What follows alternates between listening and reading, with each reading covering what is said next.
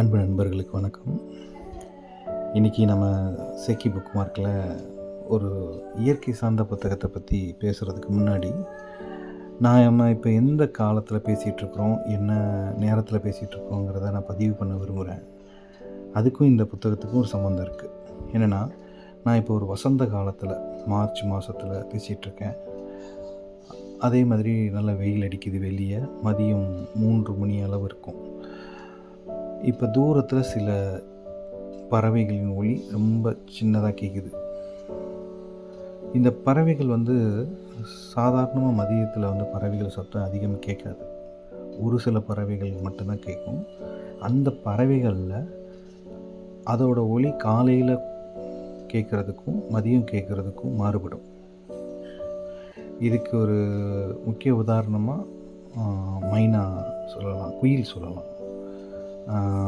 குயில் பார்த்திங்கன்னா காலையில் கூவுறதுக்கும் மதியம் ஒரு நடுவில் காலகட்டத்தில் பார்த்திங்கன்னா அது மற்ற பறவைகள் அதோட கூட்டத்தில் இது ரொம்ப ஒரு கச்ச கச்ச கச்சன்னு பேசிகிட்டு இருக்கிற மாதிரியான ஒரு சத்தங்கள் தான் கேட்கும்.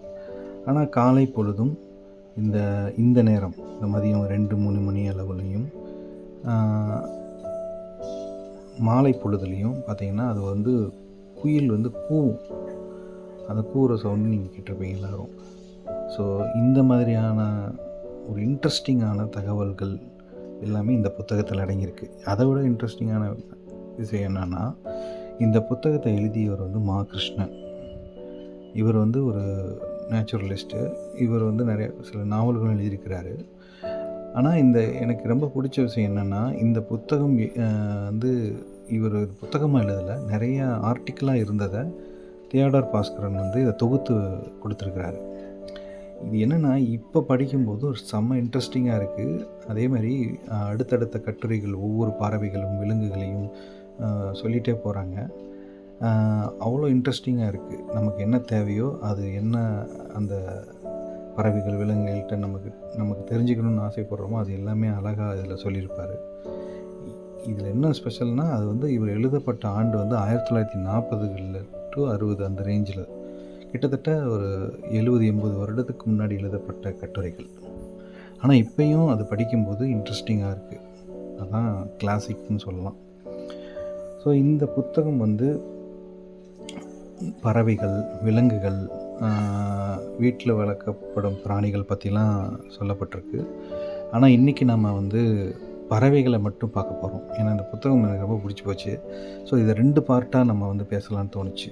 ஸோ முதல் பார்ட்டாக இதில் என்னென்ன பறவைகள் சொல்லியிருக்காங்க, அதில் ஒரு சில பறவைகள் பற்றியான இன்ட்ரெஸ்டிங்கான விஷயத்தை பற்றி நம்ம இங்கே டிஸ்கஸ் பண்ணலாம் தோணுது.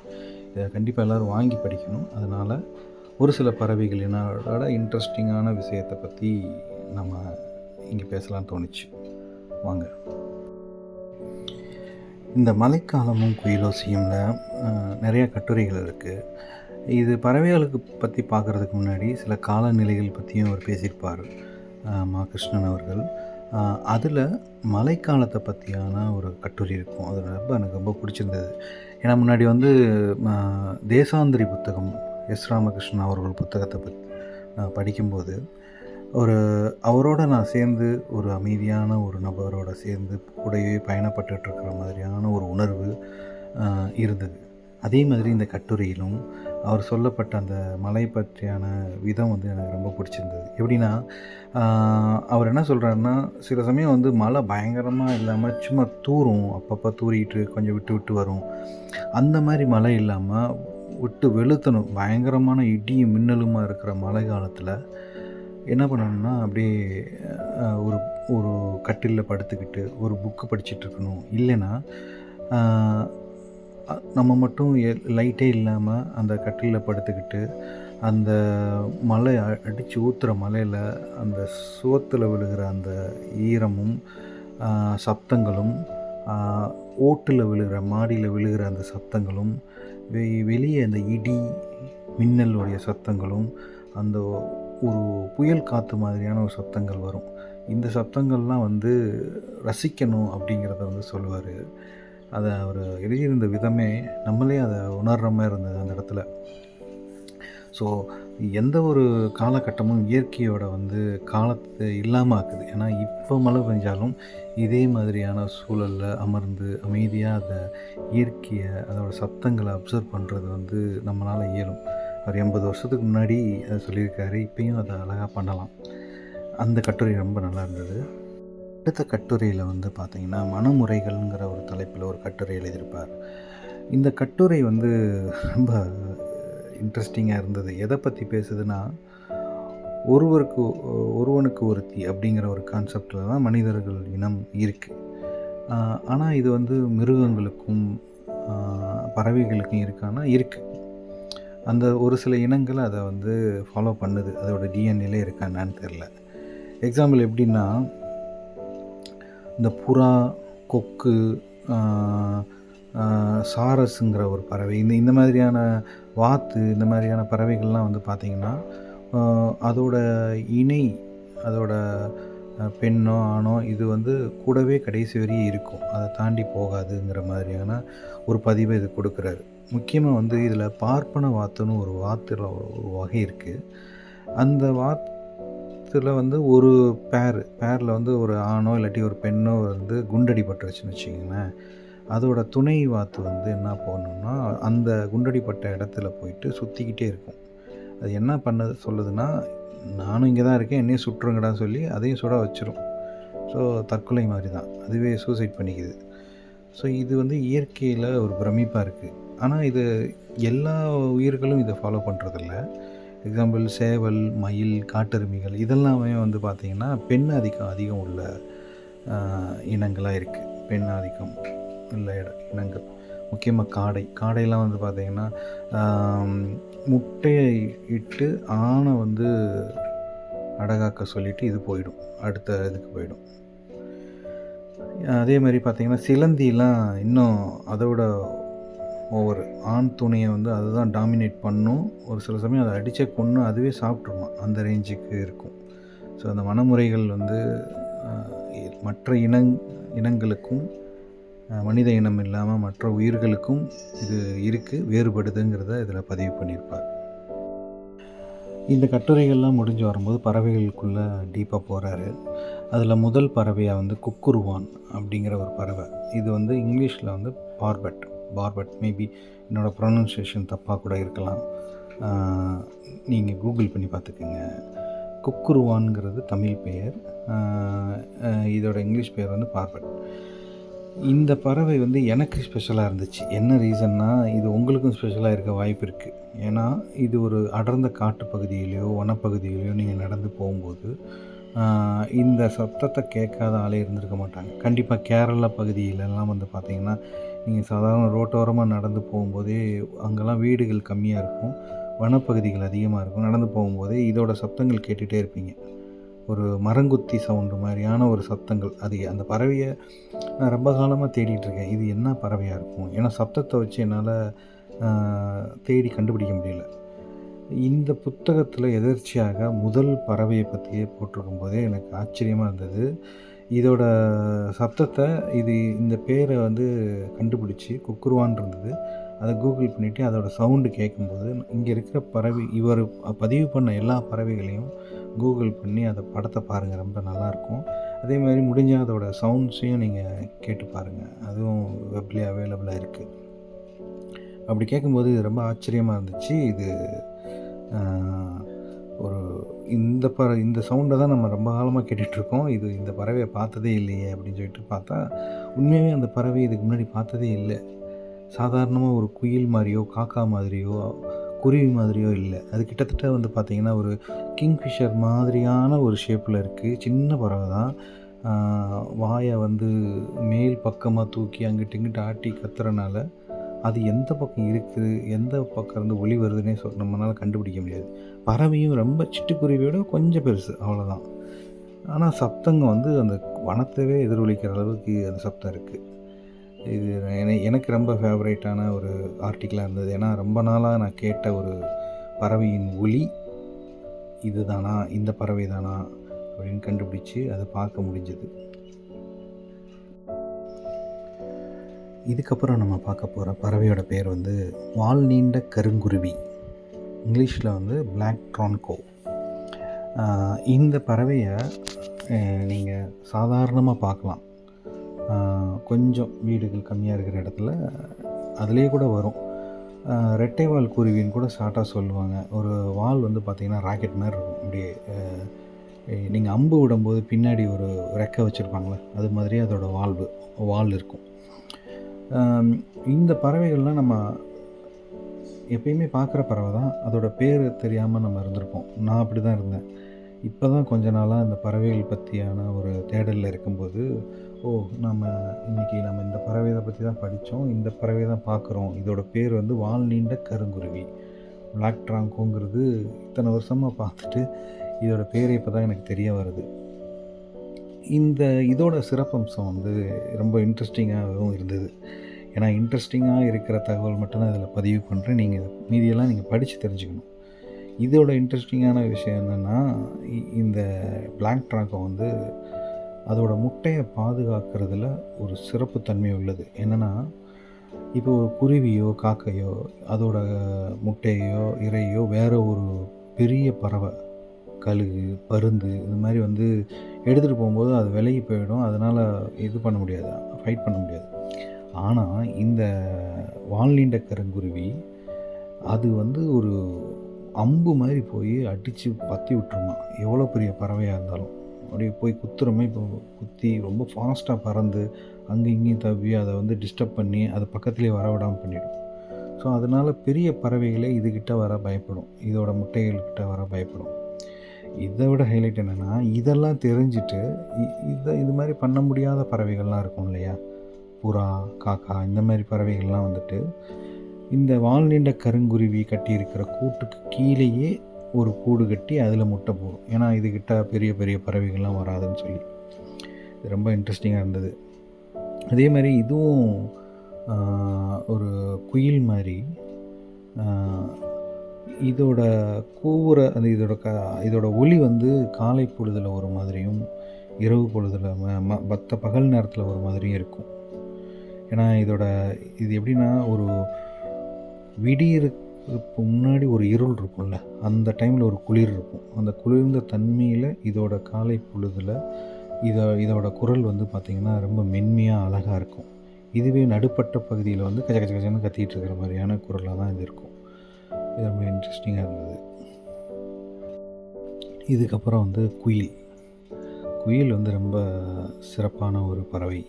ஏன்னா அதோட ஒலி சத்தம் ரொம்ப இனிமையாக இருக்கும். ஆனால் நம்ம என்ன நினச்சிட்ருக்கோம், குயில் சத்தம் எப்பயுமே இனிமையாக இருக்கும்னு நினச்சிட்ருக்கோம். அப்படி கிடையாது. இது வந்து காலை பொழுதில், இப்போ நம்ம பேசிகிட்ருக்கிற இந்த மதிய நேரத்தில், அதுக்கப்புறம் மாலை பொழுதில், இதில் மட்டும்தான் குயில் வந்து கூவும். மற்ற டைம்லாம் கச்ச கச்சன்னு கத்திட்டு ஏதோ டிஸ்கஸ் பண்ணுற மாதிரி தான் இருக்கும். இதில் ஒரு முக்கியமான விஷயம் என்னென்னா, இந்த குயில் இன்னும் சில மாதங்களில் இன்னும் அதிகப்படியாக கூவும். அது என்ன மாதம்னா இந்த வசந்த காலம்தான். அந்த வசந்த காலத்தில் வந்து பார்த்திங்கன்னா, ஒரு வித மனக்கலக்கமும் கிளர்ச்சியும் இரத்தத்தில் ஓடும் அதிருப்தியும் அடையாளம் அப்படிங்கிறாங்க. இதெல்லாம் சேர்ந்து தான் அதை வந்து ஒரு குயிலை வந்து கூவ வைக்குது. எனக்கு என்ன சொல்கிறதுன்னு தெரியல. இயற்கை அந்த காலநிலைக்கு ஏற்ற மாதிரியான ஒரு மனநிலை வந்து ஒரு பறவைக்கு இருக்குது. இது மனிதர்களுக்கும் அப்படி தானே இருக்கும். ஸோ ரொம்ப இன்ட்ரெஸ்டிங்காக இருந்தது. அதேமாதிரி இதுவும் தன்னோட முட்டையை வந்து பார்த்திங்கன்னா காக்கா கூட்டில் போய் வச்சிரும். காக்காவும் அதை வந்து வளர்த்துரும், அது வந்து பொறுக்கி வச்சிரும். அதை வந்து கொஞ்சம் வெளியே வர அது வந்து கொண்டு வந்துடும். அதுக்கப்புறம் அதுக்கு இறை தேடி கொடுக்கறது வந்து ஆண் குயில் தான் அதை வளர்க்குறது. பெண் குயில் போயிடும். ஸோ ஒவ்வொரு இதுலேயும் பெண் ஆதிக்கம் அதிகமாக இருக்கும். ஆண் பறவை அதோட குஞ்சுகளை நல்லா பார்த்து வளர்த்துரும். இதுக்கப்புறம் நம்மளோட எப்பயுமே நம்ம பார்த்து வளர்ந்த பறவை காகம்.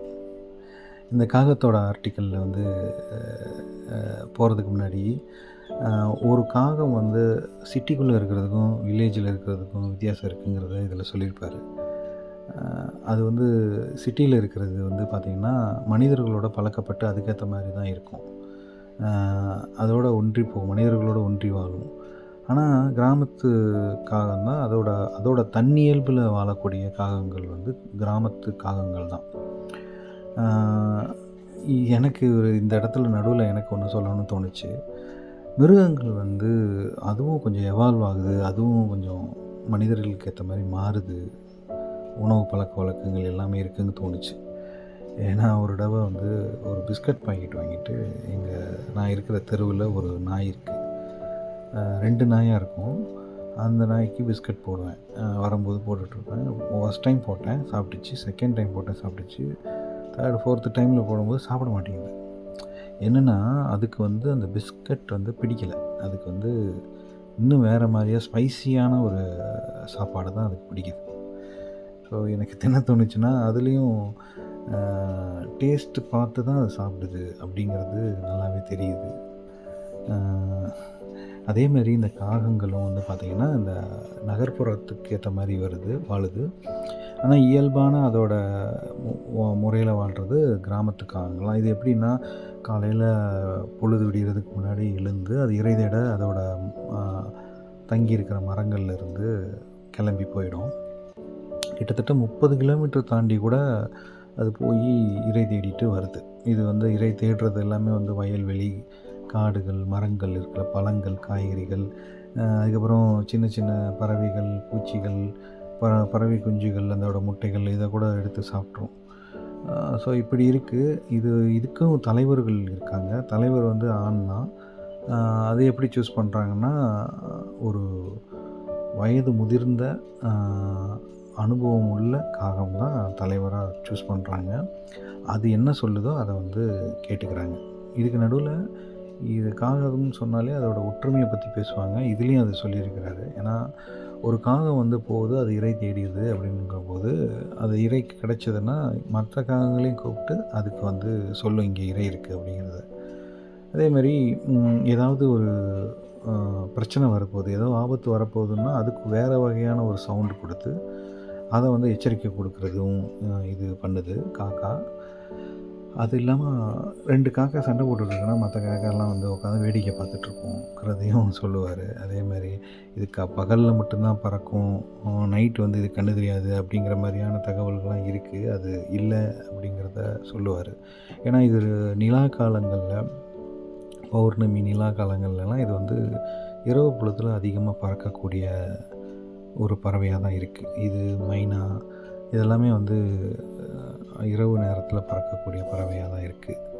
இது இல்லாமல் புறாவை பற்றி இந்த கட்டுரைகள்லாம் இருக்கும். இதில் புறாலேயே மாடப்புறா, அதாவது ப்ளூ ராக் பீஜியன்னு ஒன்று இருக்குது, மணிப்புறான் இருக்குது, டவ்வு. ஸோ அதோட என்ன டிஃப்ரெண்ட்டு, மாடப்புறா தான் நம்ம இப்போ பார்த்திங்கன்னா இந்த அப்பார்ட்மெண்ட்ஸு, வீடு, மசூதி, கோவில், கோபுரங்கள், சர்ச்சு எல்லாத்துலேயும் அது உட்காந்துருக்கும். கட்டடங்கள் இருக்கிற இடத்துலலாம் இருக்கிறது தான் மாடப்புறா. ஸோ அதோட டிஃப்ரென்ஸ் என்னங்கிறதெல்லாம் இதில் அழகாக கொடுத்துருப்பாரு. ஆந்தையை பற்றியும் போட்டிருப்பாரு. எனக்கு ஆந்தை வந்து சாதாரண பறவைகள் போல் அதோட கண் இருக்காது. அதுக்கு வந்து மனிதர்களுக்கு இருக்கிற மாதிரி நேராக இருக்கும். ஸோ சைடில் பார்க்க முடியாது. அது நீங்கள் நம்ம படத்துலேயே பார்த்துருப்போம். ஆனால் அதில் இன்னொரு வித்தியாசமான ஒரு இது போட்டிருந்தார். இது ஏதாவது சப்தம் கேட்டு இப்படி திரும்பணுன்னா நம்ம மனிதர்கள் வந்து இப்போ உடம்பையும் சேர்த்து தானே இப்படி திரும்பி இப்படி பார்ப்போம் ஃபுல்லாக, பின்னாடி யாராவது இருக்காங்கன்னா. ஆனால் ஆந்தைகள் வந்து ஒரு ஃபுல்லாக உடம்பை திருப்பாமல் தலையை ஃபுல்லாக பின்னாடி திருப்பி பார்க்கக்கூடிய தன்மை உள்ளதுங்கிறத பதிவு பண்ணியிருந்தார். இதேமாரி இந்த புக்கில் வந்து பார்த்திங்கன்னா நிறைய பறவைகள் பற்றியான இது வரும். நான் அதில் நிறையா சொல்லலை, நீங்கள் படித்து தெரிஞ்சுக்கணும். வல்லூர், கௌதாரி, மடையான், அதுக்கப்புறம் ஆலான்னு ஒரு பறவை, உளவாரக்குருவின்னு ஒரு பறவை, செம்போத்தெல்லாம் நானே பார்த்துருக்கேன் எங்கள் பக்கத்துலேயே. இது வந்து கிரேட்டர் கௌஷல்னு சொல்லி இங்கிலீஷில் சொல்கிறாங்க. இதை பார்க்கும்போது காக்கா மாதிரியே இருக்கும். கிட்டத்தட்ட கண் மட்டும் ரெட்டாக இருக்கிற மாதிரி இருக்கும். கொஞ்சம் காக்காலேயே வந்து லைட்டாக ஒரு செம்மண் கலர் கலந்த மாதிரியான ரெக்கையில் இருக்கும். கொஞ்சம் பெரிய சைஸாகவும் இருக்கும். இந்த மாதிரி நிறைய பறவைகள் பற்றி இவர் எழுதியிருக்கிறாரு. இந்த புத்தகத்தில் இந்த பறவைகள் பகுதி ரொம்ப சிறப்பு. ஏன்னா நீங்கள் நிறைய பறவைகள் பற்றி தேடிக்கிட்டு இருக்கிறவங்களுக்கும் வீட்டில் குழந்தைங்க இருக்காங்கன்னா, திடீர்னு ஏதாவது ஒரு பறவையை பார்த்து என்ன பேருன்னு கேட்டால் கூட சொல்லணும்னு தோணுச்சுன்னா, இந்த புத்தகத்த வாங்கிக்கங்க. குழந்தைகளுக்கு ரொம்ப முக்கியம். எல்லாரும் படிக்க வேண்டிய புத்தகம். ஏன்னா, இந்த புக்க பார்க்கும்போதே எனக்கு ரொம்ப பிடிச்சிருந்தது. என்னன்னா, சின்ன வயசில லைப்ரரியில போய் படிக்க போகிற புத்தகம் மாரியான ஒரு அமைப்பில இருந்துச்சு. ஆ அந்த மாதிரியான புத்தகம் தான். ரொம்ப பழமையான ஆர்டிக்கிள். ஆனா இன்னும் நிக்கிது இந்த ஆர்டிக்கிள். ஏன்னா, அந்த விலங்கு, பறவைகளோட தன்மைகள் வந்து பெரிய அளவுல மாறல அப்படிங்கிறது இத படிக்கும்போது தெரியுது. இந்த புத்தகம் கண்டிப்பா இன்னொரு முறையும் நான் சொல்லுவேன். ஏன்னா, அது விலங்குகள் பத்தி சொல்ல வருவேன். அதில சந்திப்போம். கண்டிப்பா வாங்கி படிங்க. எதுக்கு சொல்றேன்னா, இந்த உலகம் மனிதர்களுக்கானது மட்டுமல்ல. ஆ மற்ற உயிரினங்களுக்கும் உரிய உலகம் தான் நம்மளோட உலகம். ஸோ அந்த மற்ற உயிரினங்கள பத்தியான ஒரு ஒரு அட்லீஸ்ட் அத பத்திய பேரு, அது என்ன என்ன அதோட இயல்பு அப்படிங்கிறத தெரிஞ்சுக்கலாங்க. கண்டிப்பா இந்த புக்கு வந்து நீங்க படிக்கும்போது உங்களுக்கு போர் அடிக்காது. சில புத்தகங்கள் வந்து பார்த்தீங்கன்னா, கொஞ்சம் டல் அடிக்கும். உங்களுக்கு அடுத்த பேஜ் நகராது. ஆனா, இதில வந்து பார்த்தீங்கன்னா, சின்ன சின்ன ஆர்டிக்கிளா தான் இருக்கும். 1 பக்கம், 1 1/2 பக்கம் அந்த பக்கம் தான் இருக்கும். அதில நீங்க பாட்டு அடுத்தடுத்த பறவைகள், விலங்குகள பத்தி படிச்சுட்டு போயிட்டே இருக்கலாம். இப்ப இந்த சிறுத்தைகள், புலிகள் பத்திலாம் படிக்கும்போது, அதிலும் சீட்டா பத்தி படிக்கும்போதெல்லாம் பார்த்தீங்கன்னா, ரொம்ப இன்ட்ரெஸ்டிங்கா இருக்கு. அத நான் அடுத்த பதிவுல வந்து அத பத்தி பேசுவோம் கண்டிப்பா. அதில யானைன்னு ஒரு கட்டுரை இருக்கு. அந்த கட்டுரைய படிக்கிறதுக்கு ஆர்வமா இருக்கேன். யானை ரொம்ப எனக்கு ஆர்வம். கண்டிப்பா அதையும் படிச்சுட்டு நம்ம டிஸ்கஸ் பண்ணுவோம். ஓகே நண்பர்களே, எல்லாம் சரியாகும். நிம்மதியா தூங்குங்க. நன்றி. வணக்கம்.